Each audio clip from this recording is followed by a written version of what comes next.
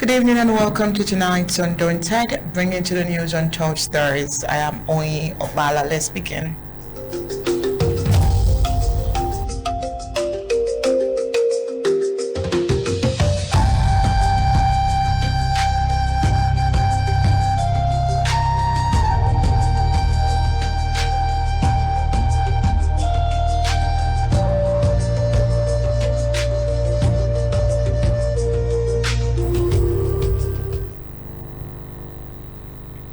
Communities across Ambazonia are grappling with a complex mix of deepening insecurity, governance challenges, and cautious optimism tied to long-promised development projects. As recent events shows the mounting pressures faced by civilians, from deadly clashes in Bambui County to transport strikes in the Bambui Fundong corridor, and growing concerns over representation gaps in Cameroon's parliament. The situation shows a nation under strain in Tatum, a violent confrontation between armed fighters and the French Cameroon army triggered panic, forcing residents to flee their homes. Meanwhile, along the Bambui Fundong axis, drivers have announced a strike to protest escalating kidnappings, extortions, and harassment, showing the danger civilians face in their daily movement. At the same time, questions of governance persist beyond the war zones. The rising number of vacancies in neighboring French Cameroon's parliament caused by the deaths of certain lawmakers. This has left dozens of constituencies without representation, fueling concerns about democratic representation, accountability, and effective leadership. Amid these challenges, some communities are holding on to hope through infrastructure development. In Nguti, residents have welcomed progress on the Bangem Nguti road, a project expected to ease access to markets and reconnect isolated villages. Yet, even this optimism is tempered by frustration, as many questions why basic road access remains a long-standing struggle. Together, these developments paint a picture of a nation where ordinary people continue to navigate insecurity, limited by all of the negative challenges. All these and more will delve tonight.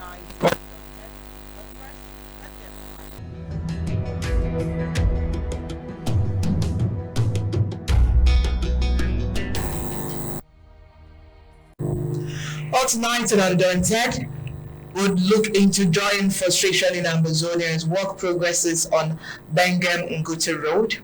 Also tonight, transport strike looms in Ambazonia and Insecurity Worsens on the Bambui Fundong axis. Deadly clash in Tatum triggers panic and displacement in Bambui County. Also tonight, we're heading to neighboring French Cameroon, where presidential vacancy bill goes under scrutiny, which is a step towards institutional reform or totalitarian sleep. We would want to find out. Fuel crisis deepens in Zambia as Middle East conflict disrupts global supply is on the African scene, while Zelensky, Turkish FM Fundong holds trilateral talks in Damascus on Syrian reconstruction and its continental security. Now let's get the news in full preference.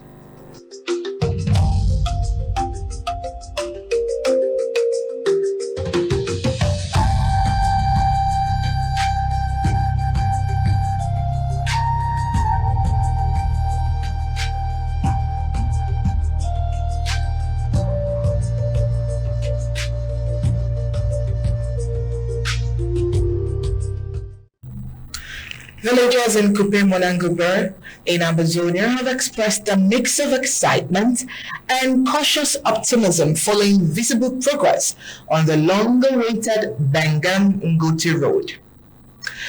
A key infrastructure initiative expected to unlock economic opportunities in the community. The road, once completed, is expected to connect several isolated communities and significantly ease the movement of agricultural produce.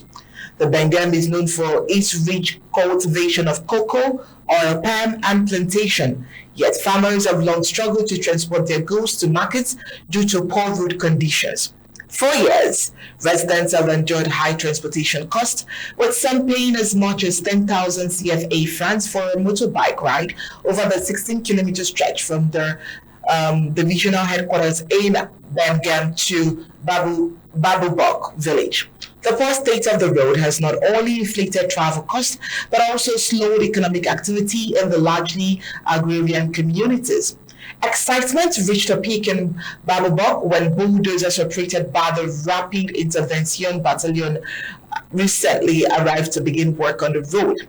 Villagers reportedly celebrated the development, seeing it as a long overdue response to promise made by authorities several years ago. Despite the jubilation, underlying concerns remains. Observers question why communities should celebrate preliminary roadwork when the project has yet to reach completion, particularly in areas where basic road infrastructure has been lacking for decades. Critics argue that the excitement reflects deeper issues of marginalization, where residents, long deprived of essential services, are compelled to celebrate even the earliest signs of development. There is also a growing sentiment that many affected communities may not be fully aware of their rights to adequate infrastructure and public services as well, contributing to subdued expectations and limited demands for accountability.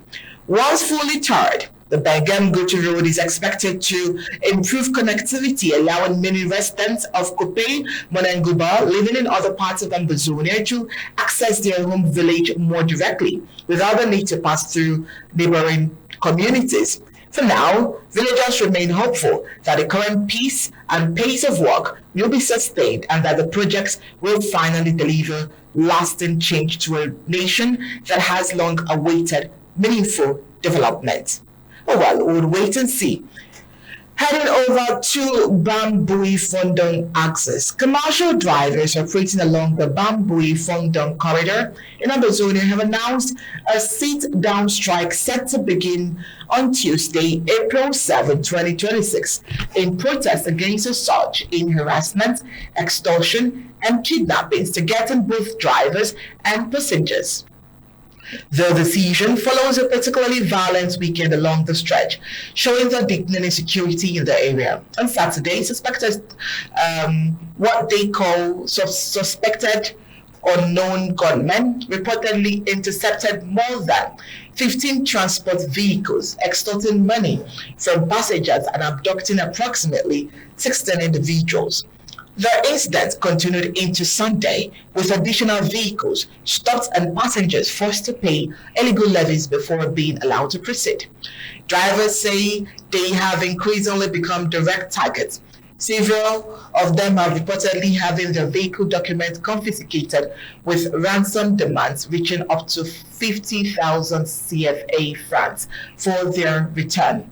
These acts, they say, have made it nearly impossible to operate safely or sustainably along the route.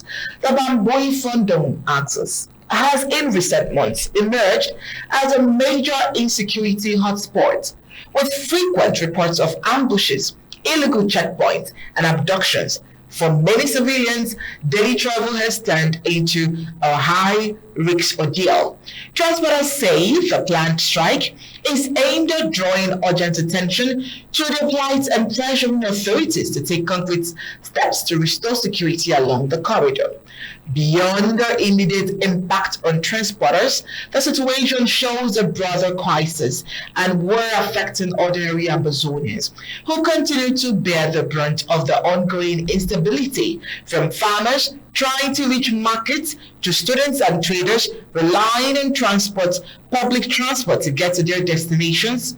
Civilians are increasingly exposed to violence, exploitation, and most carry fear. Critics argue that it is the local population that suffers most from the deteriorating security situation, as they are left vulnerable to both armed actors and systemic neglect. With limited protection and few alternatives, many residents feel trapped in a cycle of insecurity that disrupts livelihood and daily life. As the strike takes effect, concerns are mounting that transport disruptions could further isolate communities and worsen economic hardship, even as drivers insist that the action is necessary to push for lasting solutions to the crisis. Oh well, let's see how far they would go, knowing that gendarmes are always there. Moving on to Tatum. A fighter from the Ambazonia State Army has been reportedly killed following a violent confrontation with a neighboring French Cameroon army in Tatum, a small town in Bambui County near the border with Bangem County. The clash, which occurred on Sunday, April 4th, 2026, has shown heightened tensions and forced residents to flee for safety. According to sources, the incident involved an intense gun battle that sent fear through the community. Gunfire reportedly rang out for hours, leaving residents in fear as the situation escalated. In the aftermath, many residents abandoned their homes, seeking refuge in nearby bushes and safer areas to escape the violence. Although details surrounding the confrontation remains limited, the presence of French Cameroon forces has increased significantly in and around Tatum, contributing to an atmosphere of uncertainty and anxiety among the population. Tatum and its surrounding areas have long been considered hotspots in the ongoing war, frequently witnessing clashes between the ASA and the French Cameroon forces. This latest incident is expected to further inflame tensions in a nation already grappling with instability. The Amazonian war has continued to take a heavy toll on civilians, with numerous lives lost and thousands displaced over the years. Communities in these areas remain particularly vulnerable, often caught in the crossfire of recurring confrontations.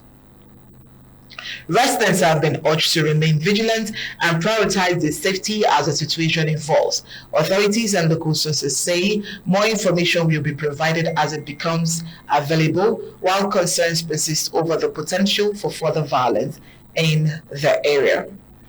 Moving on to the next report, which is from the neighboring French Cameroon. A new bill aimed at clarifying the procedure for presidential vacancy is currently being reviewed by the French Cameroon's National Assembly. The proposed law, which amends Articles 38 and 39 of the 2004 law governing the Constitutional Council, seeks to adapt the existing legal framework to the newly created position of Vice President of the Republic. Well, according to the bill, in the event of a presidential resignation, the letter of resignation must be addressed to both the Constitutional Council and the Vice President. In cases of permanent incapacity, the Vice President is responsible for referring the matter to the Constitutional Council, which must rule by a two-thirds majority of its members.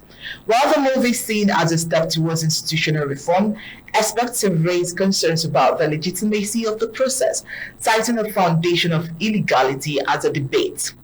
Many are questioning the government's intentions, pointing to a worrying trend towards totalitarianism and disregard for the voice of the people. The debate has only just begun, but as it progresses, the Cameroon is slipping fast into a totalitarian state where the voice of the people means nothing, said a prominent expert. The bill's passage and its implication for French Cameroon's democratic future remains uncertain, as the country continues to build its institutional architecture amidst growing concerns about governance and human rights. Vacancies in Cameroon's parliament rise to 37 amid concerns over representation. The number of vacancies in Cameroon's parliament has climbed to 37, following the deaths of several lawmakers whose mandates have not yet expired, raising fresh concerns about representation and legislative continuity. In the lower chamber, the National Assembly, which has 21 members of parliament, have died since their election in 2020. Meanwhile, the Senate has recorded 16 deaths since the start of its third legislative in 2023. Under Cameroon's current legal framework, these vacancies cannot be filled until new elections are held. This has left dozens of constituencies without active representation, as no by-elections are conducted to replace these lawmakers' midterm. The situation has also ignited debate over the rule of alternates, although each MP is elected alongside an alternate. These individuals are not permitted to assume office or carry out parliamentary duties in the event of death or resignation of the primary office holder. With 180 seats in the National Assembly and 100 in the Senate, Cameroon's bicameral parliamentary comprises of 280 positions. However, due to the growing number of vacancies, only 403 seats are currently occupied. Parliamentary elections that were expected to address the issue have been postponed twice, extending the mandates of sitting lawmakers until December 20th. The delays have further intensified concerns about democratic representation and the effectiveness of the legislative process in the country. Oh well, it begs to see how all of this will definitely unfold in the coming days. How will the vice president be virtually voted in? Oh well, let's see how that goes. But that is where we end the news from the home front. Right after the break, we'll head into Africa, where fuel crisis deepens in Zambia as the Middle East wars disrupts global supply.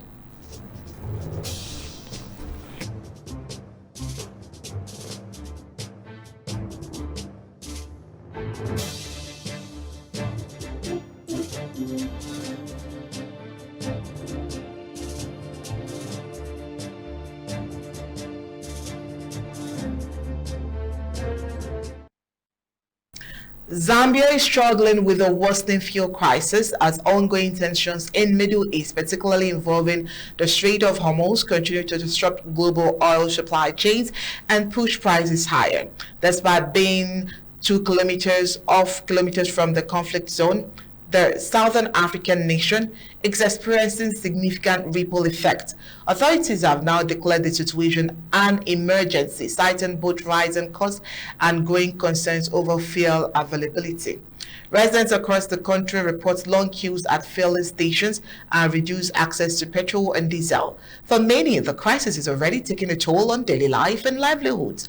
You have to spend some time looking for fuel, said Frederick Nabuzukar, a Lesuka resident. The war should come to an end and then fuel supply will flow. Small business owners are among the hardest hit. Frida Mbiza, who relies on transportation for her operation, says the shortages have severely impacted her income. She says her business is down and she cannot move regularly like she used to because of the fuel situation. Energy experts warn that Zambia's situation reflects a broader continental vulnerability. According to Zambian analyst Johnston Chukunda, nearly 75% of African countries could face similar challenges due to their dependence on imported fuel. The energy insecurity is huge. It's not just Zambia, said the analyst. Prices are going to rise, but beyond that, there is a serious concern about availability. The crisis has been exacerbated by disruptions linked to Iran's effective blockade of the Strait of Hormuz, one of the world's most critical oil transit choke points. A significant portion of global petroleum exports passes through this narrow waterway, making any disruption there a global concern. In response, Zambia's cabinet in late March approved emergency measures amid cushioning consumers. This includes the temporary suspension of excise duty and zero rating of value-added tax on petrol and diesel imports for a 3-month period. While the measures are expected to provide short-term relief, analysts caution that they may not fully offset the impact of global price volatility and supply chain disruptions. As the conflict in the Middle East continues with no clear resolution in sight, Zambia and much of Africa faces an uncertain energy outlook, with governments under increasing pressure to secure stable and affordable fuel supplies. When we return right after the break, we'll head into the globe, where Zelensky, Turkish FM feeding, holds a trilateral talks in Damascus on Syria reconstruction and regional security.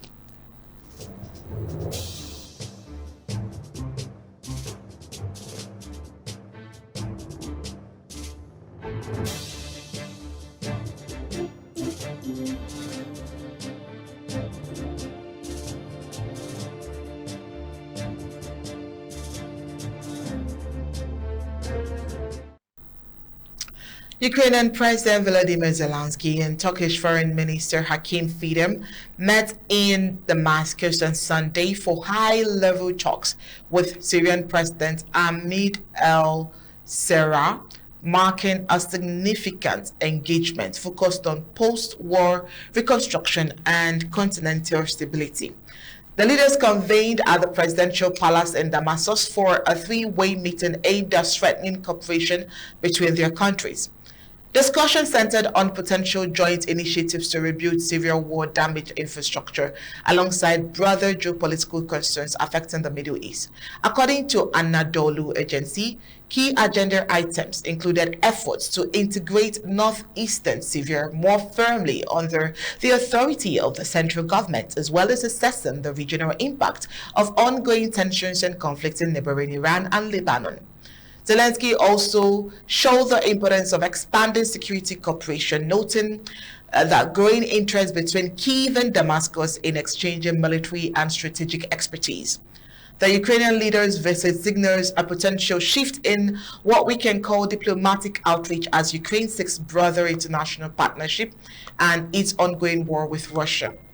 Prior to arriving in Syria, Zelensky held talks in Turkey with Foreign Minister Fidan, where discussions focused on advancing Ukraine's peace efforts and the possibility of convening a future leaders' summit in Istanbul. The Ukrainian president also indicated that new defense agreements between Ukraine and Turkey could be finalized in the near future. For Fidan, the Damascus visit marks his first return since December 2025, when he traveled to Syria alongside Defense Minister Yasser Golar and Intelligence Chief Ibrahim Kalin, showing Ankara's continued diplomatic engagement in Syria's evolving political landscape. The trilateral meeting shows increasing coordination among regional international actors seeking to shape Syria's reconstruction process while navigating overlapping security challenges across the Middle East and Eastern Europe. Oh well, with that news, we've come to the end of tonight's Undaunted. But before we go, let's take a look at the major stories that made it to tonight's headlines.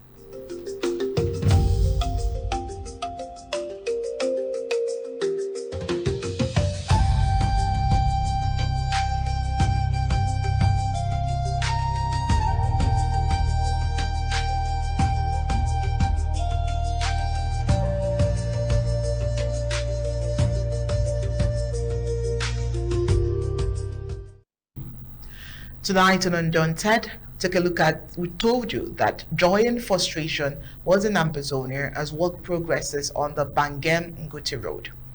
Also tonight we told you that transport strike looms in Ambazonia as insecurity worsens on Bambui Fundong Azes. Tonight we told you that in Tatum, a deadly clash has triggered panic and displacement in Bambui County. While in neighboring French Cameroon, we told you that the French Cameroon's presidential vacancy bill goes under scrutiny. While on the African scene, we went to Zambia, where fuel crisis has deepened in the whole of the Middle East. On the global scene, we told you that Zelensky, Turkish FM Fidan, holds bilateral talks in Damascus, Syria. That's it for tonight's Undaunted. Sincerest apologies for not being able to have Barrister Mbasia in tonight's Undaunted. Hopefully tomorrow he will join the conversation.